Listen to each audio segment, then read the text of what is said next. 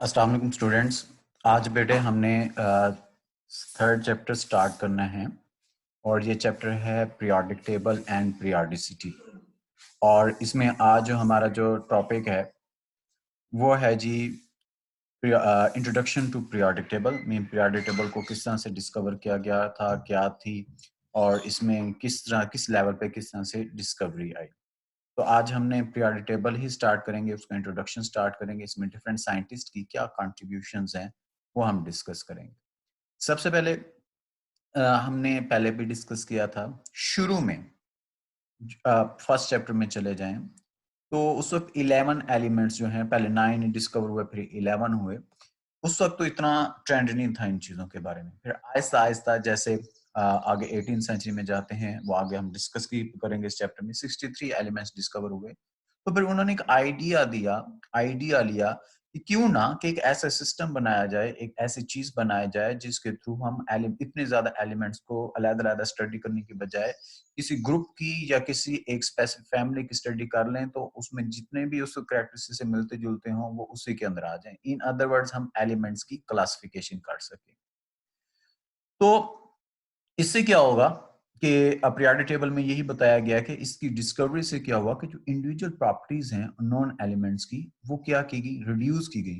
कि इसके लिए कि वो एक ग्रुप्स के अंदर उनकी क्या की जाए, स्टडी की जाए। ताकि ग्रुप की हम स्टडी करेंगे, उसके अंदर जितने भी एलिमेंट्स आ जाते हैं सबकी प्रॉपर्टी क्या की जा सकती है, स्टडी की जा सकती है। जैसे आप लोगों की क्लास की ग्रुपिंग की जाती है, जी ये बायो की क्लास है, ये कंप्यूटर की क्लास है। जब मैं कहता हूँ जी कंप्यूटर की क्लास है तो हम वो खुद ब खुद उसमें अज्यूम कर लेते हैं इसमें कंप्यूटर पढ़ाना है। जब मैं कहता हूँ बायो की क्लास है तो खुद ब खुद पता चल जाता है इसमें जितने भी स्टूडेंट्स हैं बायो के होते हैं। ना कि अलग-अलग बच्चे बच्चे से पूछा जाए जी यहाँ आपका कंप्यूटर है या बायो है या कंप्यूटर है। तो उस तरह से ग्रुप बन गया, उस ग्रुप के अकॉर्डिंग उसकी स्टडी की जाती है। इसमें सबसे पहली जो डिस्कवरी आई थी पीरियोडिक टेबल में, एक साइंटिस्ट था डोब्राइनर। उसने दिया था, उसने इसका नाम दिया था, इसे डोब्राइनर ट्राई एड्स के नाम से भी जाना जाता है। ट्राई का मतलब है, आप लोगों को पता है, इसका मतलब होता है 3, ऐड का मतलब एडिशन, तीन दो ऐड करके तीसरे को निकालना, इसका मतलब ये है। क्या था? A German chemist Dobereiner observed the relationship between atomic masses of several groups of 3 elements. Mean several groups के उसने 3 elements लिए, उनके atomic mass की basis के ऊपर उनके आपस में relationship को स्टडी किया और उन्हें उन्हें क्या नाम दिया था? ट्राइएड्स, क्योंकि 3 elements थे।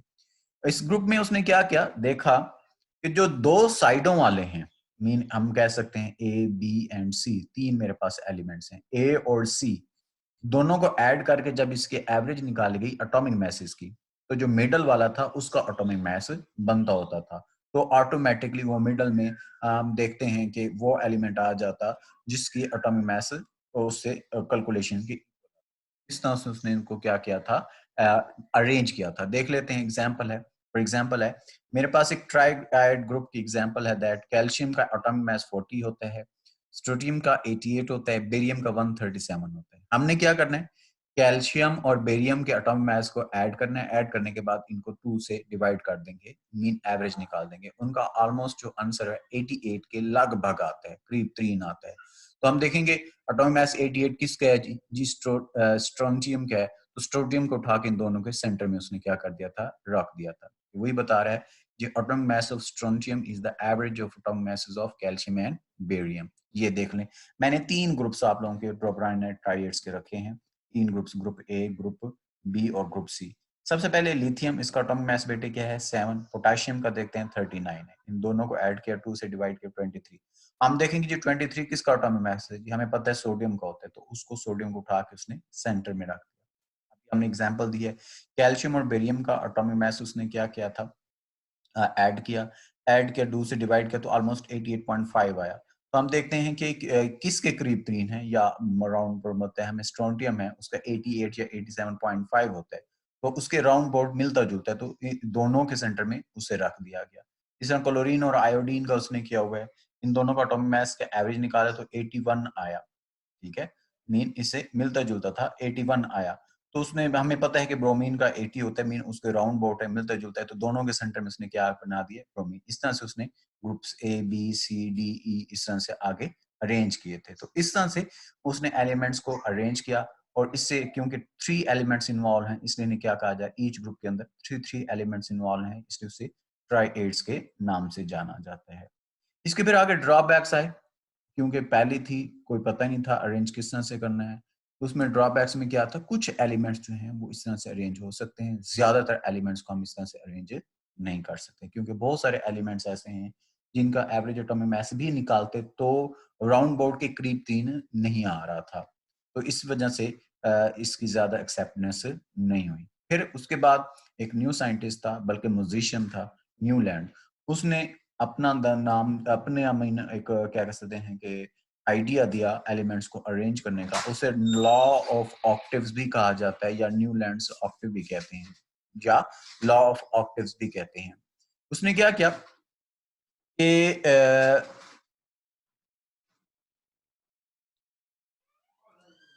उसकी करेक्ट एटॉमिक मास की डिटर्मिनेशन हुई। एटॉमिक मास किसने डिटरमाइन किए थे, किंजारो ने 1860 के अंदर, जेन में रखना। एटॉमिक मास की डिटरमाइन की गई करेक्ट, कुछ ऐसे भी थे जो इनकरेक्ट थे, तो लेकिन आहिस्ता आहिस्ता डिस्कवरी के साथ जब एलिमेंट्स के एटॉमिक मासेस आई मीन उनको क्या किया गया था, प्रॉपरली करेक्ट वे में अरेंज करके दिए गए, तो उसके बाद एक इनिशियल एलिमेंट्स ऑर्गेनाइजेशन की गई एलिमेंट्स की, और उसने की थी न्यूलैंड ने इसे की थी। और इसके लिए इसे क्या नाम दिया जाता है, लॉ ऑफ ऑक्टिव्स भी कहा जाता है। क्या है लॉ ऑफ ऑक्टिव्स और न्यूलैंड्स ऑक्टिव्स?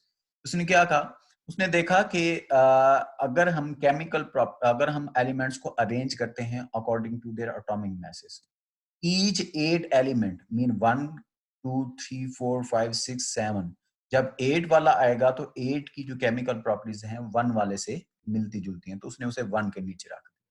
फिर इसी तरह 2 है तो उसकी एलिमेंट्स जो 9 नंबर पे था तो उसके साथ उसकी मिलती जुलती थी, तो उसे 2 के नीचे रख दिया। तो इंक्रीजिंग एटॉमिक मास की बेस के ऊपर उसने क्या किया था, चेंज किया था। उसने स्टेटमेंट दी थी लॉ ऑफ ऑक्टिव, इसके क्या कह सकते, इसलिए इसे लॉ ऑफ ऑक्टिव कहा जाता है। ये मैं आपको कुछ एलिमेंट्स हैं उसमें आप बता दिए, दिखा दिए। जैसे बेटे इसमें देखें पहले नंबर पे लिथियम है, बेरियम है, boron, carbon, nitrogen, oxygen and fluorine. 1 2 3 4 5 6 and 7, और ये सोडियम क्या आ गया, 8 पे आ गया।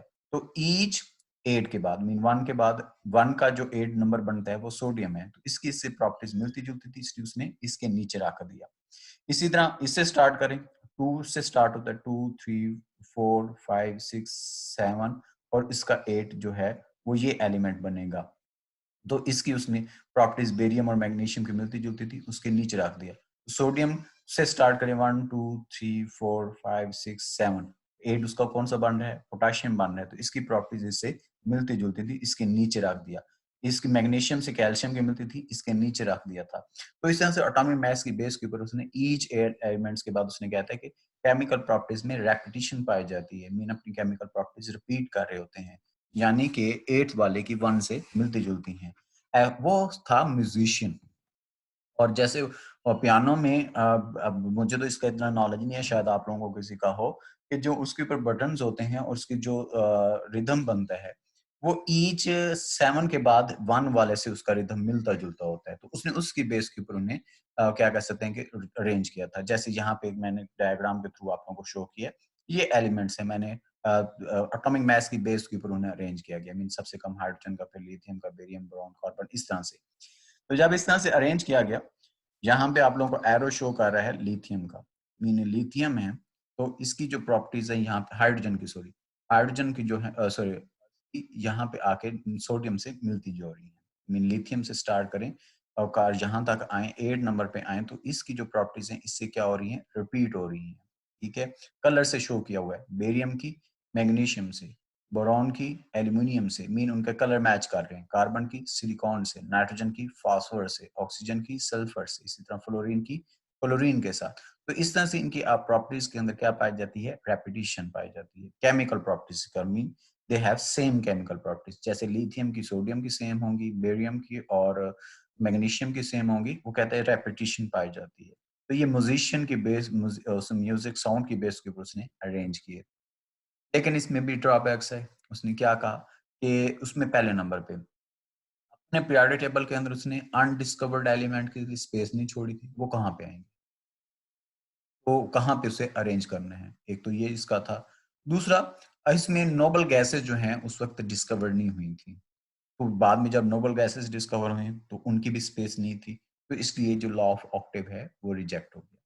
फिर जो सबसे पहली जो सिग्निफिकेंट आप कह सकते हैं improvement I in the discovery of periodic table, उसमें पहला नाम मेंडलीव्स पीरियोडिक टेबल है। पीरियोडिक लॉ भी से नाम जाता है। इसने क्या कहा था, वैसे इसका अगर हम इंट्रोडक्शन देखें, रशियन केमिस्ट था, उसने 63 एलिमेंट्स को अरेंज किया था। अरेंज किसकी बेस के ऊपर किया था? In order to increasing of atomic mass. जैसे हाइड्रोजन का 1 है, हीलियम का 2 है, सेकंड नंबर पे आएगा।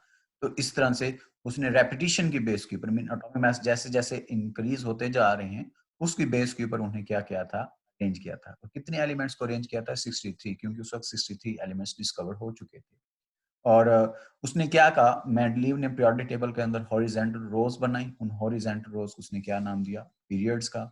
इसी तरह से इसी तरह से उसने क्या बनाए? वर्टिकल कॉलम्स बनाए। और जो वर्टिकल कॉलम, एक वर्टिकल कॉलम में जिसे हम ग्रुप कहते हैं, तो उनके अंदर जितनी भी प्रॉपर्टीज होती थी, उनको उनकी जो प्रॉपर्टीज हैं वो क्या होती थी? सिमिलर थी। ध्यान में रखना, उसने दो चीजें बनाई, पीरियड हॉरिजॉन्टल रोज को, वर्टिकल कॉलम्स को ग्रुप्स का नाम दिया, और एक सेम ग्रुप के अंदर जितने भी एलिमेंट्स आते थे सबकी प्रॉपर्टीज क्या थी? सेम थी। और इस अरेंजमेंट को उसने क्या नाम दिया था? Periodic table.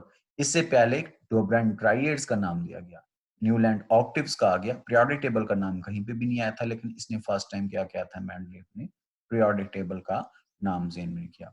जैसे फॉर एग्जांपल मेंडलीव का पीरियोडिक लॉ क्या है, इसकी अगर हम स्टेटमेंट देखें, उसने कहा properties of the elements are periodic function of their atomic masses।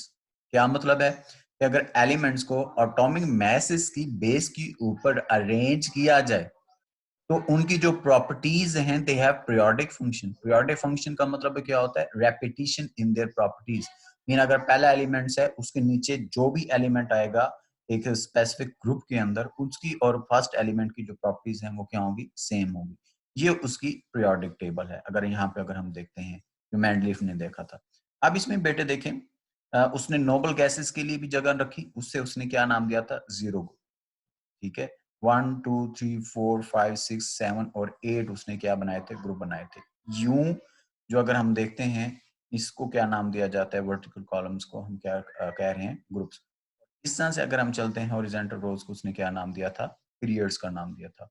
तो फर्स्ट ग्रुप में हाइड्रोजन, लिथियम, सोडियम, पोटेशियम, ये जितने भी एलिमेंट्स आ रहे हैं, इन एलिमेंट्स के क्या कह सकते हैं कि प्रॉपर्टी सेम है। इस तरह सेकंड ग्रुप में जितने एलिमेंट्स हैं उनकी प्रॉपर्टी सेम, थर्ड में जितने भी आएंगे सबकी प्रॉपर्टी सेम। इस तरह से जितनी की प्रॉपर्टी सेम थी उनको उसने एक सेम ग्रुप में नाम दिया था। ठीक हो गया। तो ये उसका बेटे क्या था? आप अगर हम देख सकते हैं यहाँ पे इवन डोब्राइन ट्राइएड्स उसने डिस्कस की हुए हैं। यहाँ पे देख लीजिए, ये जो भी आप लोगों को नजर आ रहा है वो डोब्राइन ट्राइएड्स ने अरेंज किए हुए थे। जैसे लिथियम, सोडियम और पोटेशियम, ये उसने अरेंज किया था। जिस तरह कैल्शियम है और स्ट्रोनियम का हमने पढ़ा था, बेरियम का हमने पढ़ा था। आप देखें उस वक्त जिंक और कैडमियम ये डिस्कवर नहीं हुए थे, लेकिन इसके पीरियोडिक टेबल का ये फायदा हुआ कि जो अनडिस्कवर्ड एलिमेंट्स थे उनको भी स्पेस मिल गई। यहाँ पे भी देख लें, ट्राई एड उसका डिस्कस किया हुआ है, या सेंटर में उनके एलिमेंट्स आ रहे हैं जो उस वक्त डोब्राइन्स के टाइम में अनडिस्कवर्ड थे, इनकी स्पेस नहीं थी, लेकिन इसमें स्पेस हो गई। और दूसरा उसने क्या किया? नोबल गैसेस के लिए भी क्या कह सकते हैं जगह रख दी थी। ये एक मतलब फर्स्ट अटेम्प्ट थी पीरियोडिक टेबल के लिए। लेकिन आगे क्या हुआ? इसमें भी ड्रॉबैक्स आए। क्या मेजर ड्रॉबैक्स थी? उसने आइसोटोप्स की पोजीशन को एक्सप्लेन नहीं किया था। मीन आइसोटोप्स कहाँ पे आएंगे? लास्ट टाइम पढ़ा है, they have different atomic masses but same atomic number. Mean उसने एटॉमिक मास की बेस के ऊपर अरेंज किया था। कार्बन 12 कहाँ पे आएगा? कार्बन 13 की जगह कहाँ है? कार्बन 14 की जगह कहाँ पे है? क्योंकि एटॉमिक मास इंक्रीज हो रहे हैं ना, तो कार्बन 12 है तो कार्बन 13 और 14 की जगह पे तो होनी चाहिए। तो वो उसने उसकी पोजीशन एक्सप्लेन नहीं की थी। और and the other, there was wrong order of atomic masses of some elements, which suggests that atomic mass of an element cannot serve as the basis of arrangement of। क्या मतलब हुआ कि atomic mass की base के ऊपर हम elements को arrange नहीं कर सकते हैं, पीरियोडिक टेबल उसकी बेस के ऊपर नहीं बना सकते। There should be something else, जो बाद में डिस्कवर की गई, जिसको इंशाल्लाह हम नेक्स्ट वाले लेक्चर में डिस्कस करेंगे। लेकिन आज के लिए जो हमारा है वो आज का लेक्चर यहीं पे ख़त्म होता है, क्योंकि आगे फिर नई चीज़ें स्टार्ट हो रही हैं, तो वो ये उसके लिए आप लोगों के पास ड्रॉबैक होना चाहिए।